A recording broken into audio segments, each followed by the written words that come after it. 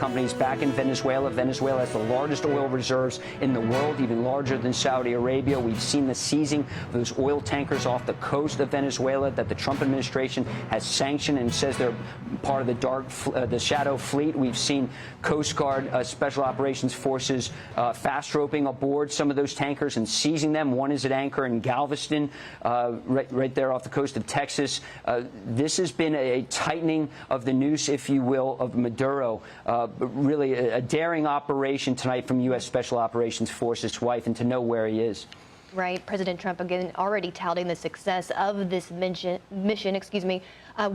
Let's talk about what we've heard from the Venezuelan government so far. I know you've read the statement that they put out. We're also hearing from the Venezuela defense minister saying that they're compiling information about the dead and injured in the U.S. attack. You know more about the locations that were struck, and would you expect that there would be the collateral damage that Venezuelan government is trying to compile? And it could have been part of a diversion as well. With these major bases in Caracas, two of them that were struck, their large-scale military base as well as the air base, as well as their largest port just north of Caracas, were struck. Also, Hugo Chavez's mausoleum was reportedly struck in the airstrikes.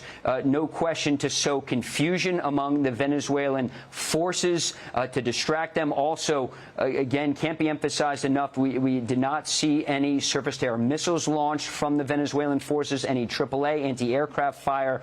The only fire that we have seen on social media came from U.S. aircraft flying overhead. Lucas Tomlinson, thank you so much. Stand by, though. Eric Shawn, I'll send it over to you. Thanks, Chandler, and thank you, Lucas. Christopher Nixon Cox has had wide experience in international affairs. He is the grandson of President Richard M. Nixon. Joins us now on the telephone. In true Trump fashion, he goes in, takes care of business, and gets right out. Love this president. Love his action. Chris, this is, you have to say, an historic night.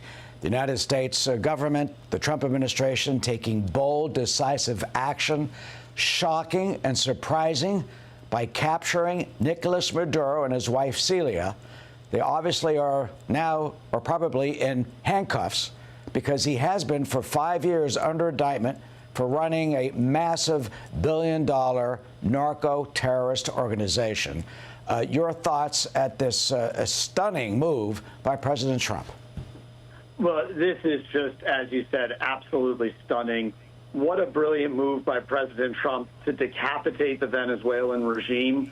What a brilliant operation that was run by our military, led by Secretary Hegseth. All credit to President Trump and our brilliant soldiers for doing this operation so efficiently, so well thought out.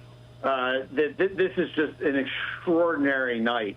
And now I would say that after the success of this military operation, the real work begins, because Venezuela cannot become a Somalia in the tropics, so to speak.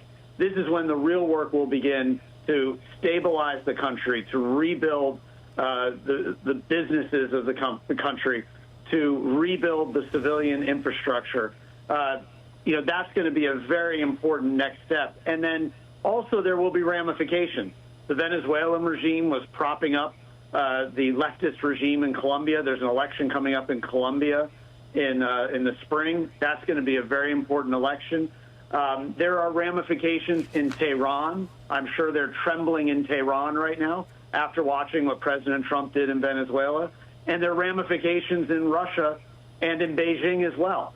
So this operation will live for a long time over the months and years to come. And this is a signature moment for the Trump administration. Absolutely is. And one would think some of those plans are in place for Venezuela's future. But let me focus on Maduro, who right now the president says is in U.S. custody with his wife flown out of the country. So that you've got to think that there was this special operation, SEAL Team 6 type operation on the ground that went in, overpowered and or perhaps killed Maduro's bodyguards.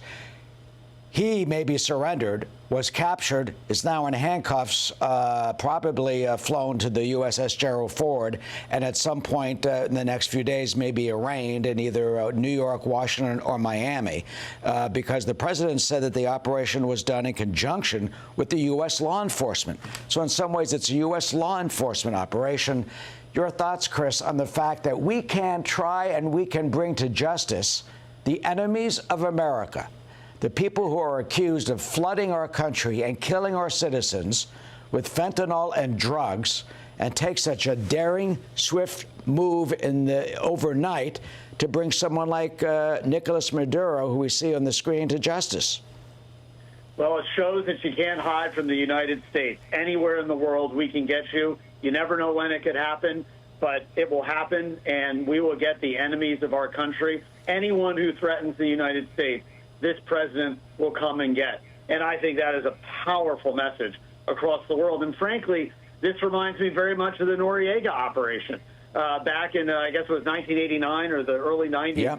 This is just brilliance from our military. What a strong show of force.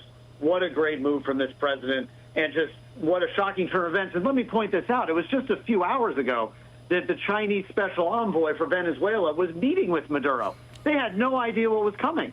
And so, that this operation could be carried out in secrecy with our great soldiers in Delta Force or SEAL Team 6 or whoever did it, it is a great accomplishment for our military and for this president. Absolutely. Yet another reason to support and thank our military men and women who are in harm's way, and some were definitely tonight. Let me read you, back in 2020, the original indictment took on Maduro and some top Venezuelan leaders, saying he's not just president of a country, but head of a cartel, the Cartel of the Suns.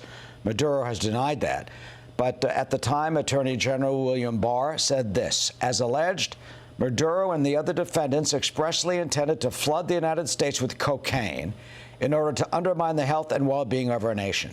Maduro very deliberately led people, it was corrupt Venezuelan institutions, to line their pockets with drug money. According to the indictment, Nicolas Maduro is a massive, huge billion-dollar drug boss. And President Trump has taken this astounding action to get him. This is unprecedented by this cabinet and this president. But Canada should pay attention. Greenland should pay attention. Colombia should pay attention. We need a few more states on that flag of ours. I think a lot of people would agree. If these people don't watch out, we might just kick your ass and make you next. Well, this is just, again, it is Venezuela under the Maduro and Chavez regime was a criminal enterprise masquerading as a government. And we have to call a spade a spade. That's what this was. And Maduro was flooding our country with drugs. He was killing hundreds of thousands of our citizens over the last few years. But even worse than that, he was trying to flood our country with criminals, with the worst of his society across our southern border to destabilize our country. And the immigration that happened under the Biden administration, where you had gang members, cartel members flooding into our country. I saw it in New York City, where our hotels, parts of our city, were occupied. This was a move that had to be done to say enough was enough. And then when you also factor in that Hezbollah and Iran, that Russia, they all had inroads, the Cubans all had inroads into Venezuela. They used Venezuela as a base to do nefarious things to the United States. This move by President Trump has turned everything on its head. It's a great day for our country. It's amazing how, and you mentioned Hezbollah and, of course, Iran and China and Russia, but let me zero in on Hezbollah and the enemies of our country who have had a foothold in Venezuela, including Iran and Russia, thanks to Nicolas Maduro. What does this do geopolitically in terms of their ability to strike at us and or use Venezuela as a launching pad, as they have over the past number of years, now that Maduro is apparently gone? Well, we cut the head of the snake off. And that means that now Hezbollah will not have sanctuary in Venezuela anymore. You have to believe that the people of Venezuela know that their country in the last generation has gone from being the most prosperous country in Latin America to being one of the poorest. And so I would think the people of Venezuela will be very happy to take control of their destiny and to kick out Hezbollah, to kick out Russia, to kick out the enemies of the United States, because at the end of the day, the United States is a much better ally, can do much more for the people of Venezuela. So I think this is going to be a turning point geopolitically, and I think Hezbollah is going to have to find a new neighborhood to terrorize now, because there's a new sheriff in town, and it's President Trump. So this is going to be a big victory, a big blow against Hezbollah. But also don't discount what this says to Russia. This says to Russia that President Trump is serious, that Russia can't meddle in our hemisphere, and it also sends a message to Russia that they better be serious about peace in Ukraine, because President Trump has dealt with Venezuela, and the next one he's going to deal with is Ukraine. I mean, look, Putin lies. Putin does not want peace. Putin wants Ukraine. Can this be used in a way as leverage to maybe change Putin's behavior? Is that even possible? Absolutely, because I take the example of my grandfather at the height of the Cold War in the 1970s.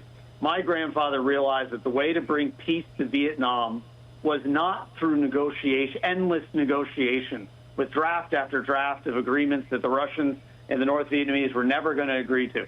And in 1972, my grandfather mined and bombed Haiphong Harbor. Every expert in the world said, if you do that, you'll start World War III. The Soviets said, if you do that, you'll start World War III. However, within weeks of mining and bombing Haiphong Harbor, where was my grandfather? In Russia signing the Strategic Arms Limitation Treaty. What happened 6 months later? We had the Paris Peace Accords in January 1973, and our POWs came home. The Russians only understand strength. This move with Maduro will only strengthen President Trump's hand as he negotiates peace in Ukraine. I want to point out, as the screen says, you're listening to Christopher Cox, who is President Richard M. Nixon's grandson and who has been involved in political affairs himself. His father, chairman of the Republican Party in New York. And you point out that you and your mom, Tricia Nixon Cox, went down to the White House recently and met with President Trump. Do you have a sense, mentioning what you just did, that President Trump has an understanding of history and maybe takes a page in international affairs from your grandfather's playbook in taking this type of action? Absolutely. President Trump is a very studious, studies history very closely. He understands the importance of history, and he understands the importance of peace through strength. And I think that, he draws on threads from my grandfather, draws on threads from other presidents that he admires, and he is putting into practice this principle of peace through strength. It is really the Trump doctrine, and it is something that is so simple, which is our enemies only understand strength. They only understand the rule of the jungle. Maduro was a thug. We all know that. He worked with cartels. He worked with the worst of this world. And President Trump was willing to stand up and show strength to him. And he understands that this will play with all our adversaries, with all our competitors around the world. Now everyone who opposes the United States, who opposes peace, will have to think twice. And it's all because of President Trump's strength. Maduro was a thug. So says Christopher Nixon Cox, President Richard Nixon's grandson. Maduro, now perhaps on the USS Gerald Ford, put in handcuffs with his wife, captured by the Trump administration to face justice in a federal courtroom in either Washington, New York, or Miami sometime in the coming weeks, under indictment for 5 years for running $1 billion alleged drug narco terrorist